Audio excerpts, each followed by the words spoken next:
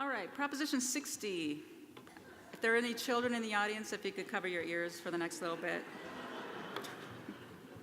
Proposition 60 would place additional requirements on the adult film industry, including a clearer requirement that condoms be used in the making of adult films, and then other provisions that would provide additional tools for the enforcement of this and other health and safety regulations in the workplace. So current state and federal regulations pertaining to workplace health and safety require employers to take action to prevent the spread of infectious diseases in the workplace, right?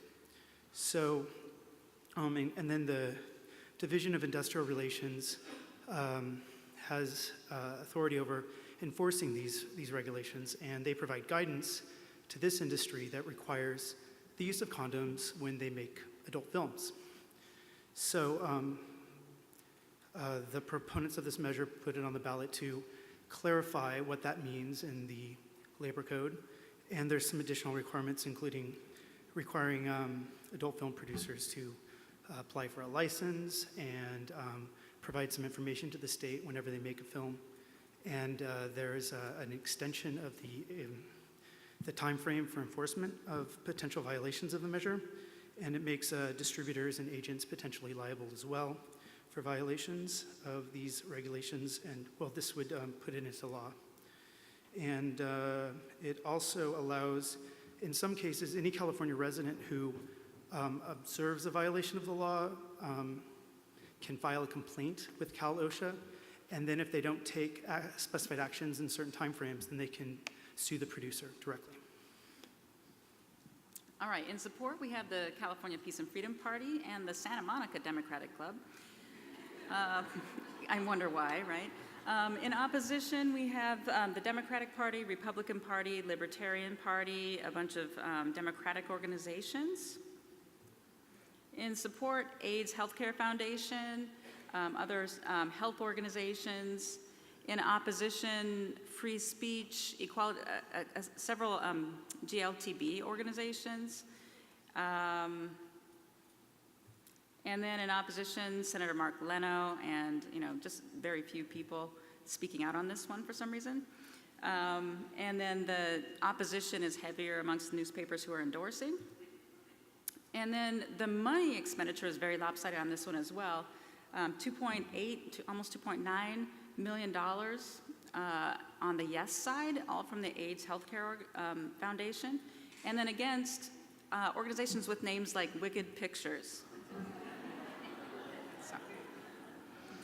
All right, do we have any questions? Yes, right here.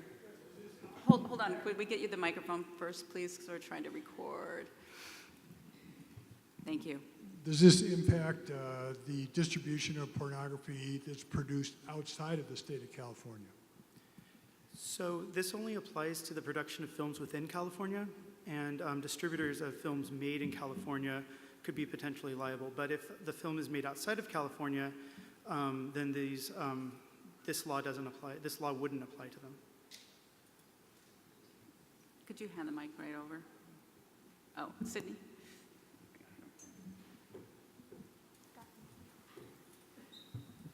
You didn't mention any costs involved. Thank you. Yes, I forgot to mention the fiscal implications. So the additional cost to, so the enforcement of this industry is ongoing. There are some additional costs to process the registration and licensing, and that's estimated about $1 million a year. And then there's fees that are submitted with those licensing, and it's intended that the fees would cover the costs, and it would be a special fund, so there's no general fund implications. We did suspect that if there was, and it depends on what happens, if the industry were to move production outside of the state in a large amount, it could reduce personal income tax and other tax revenues by several $1 million a year. Great, thank you.